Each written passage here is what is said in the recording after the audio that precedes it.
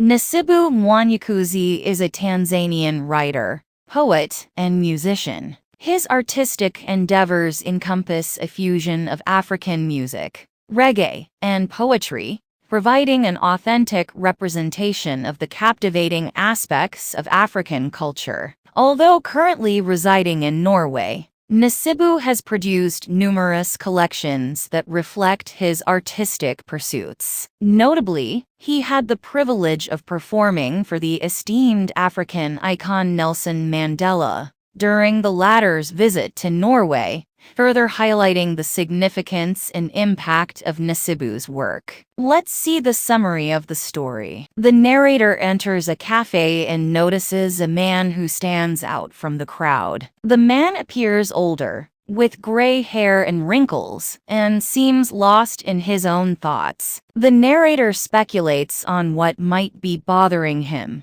suggesting it could be financial troubles, a pending divorce, or a work conflict. The man's troubled demeanor captivates the narrator's attention. While observing the man, the narrator catches their own reflection in a mirror and feels as though they are being watched. They notice a bearded man looking at them, someone familiar, but whose identity they can't recall. The two individuals share a moment of eye contact, and the narrator considers winking but changes their mind. The bearded man had also been observing the stranger. As the room fills with noise and smoke, the stranger becomes the focal point for the narrator. They watch him intently, and in their imagination, he appears to rise above the room, surrounded by smoke and illuminated by a neon light. The bearded man also joins in observing the stranger,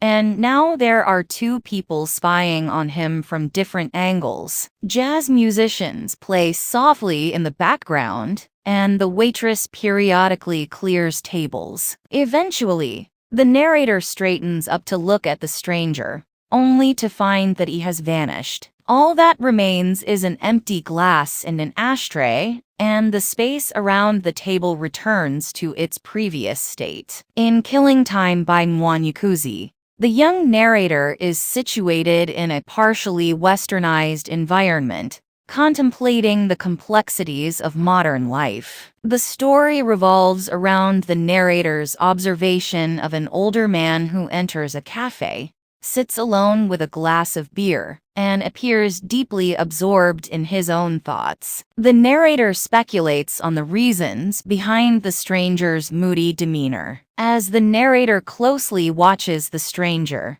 they become aware that they are also being observed by a third person. Gradually, the cafe fills with smoke, and the narrator sees the old man seemingly rising into the air, along with the table and the half-empty glass of beer. It is unclear whether this is a genuine occurrence or a product of the narrator's imagination. This blending of reality and magic is a characteristic feature of Mwanukuzi's prose, as observed in other works such as Days of Summer. The author presents a reality that can suddenly become detached from its usual significance and imbued with a sense of melancholy. The use of magical elements in the narrative is a strategy employed by post-colonial writers, including those from Africa and South America, such as Gabriel Garcia Marquez. This incorporation of magic realism serves as an extension of realistic narration,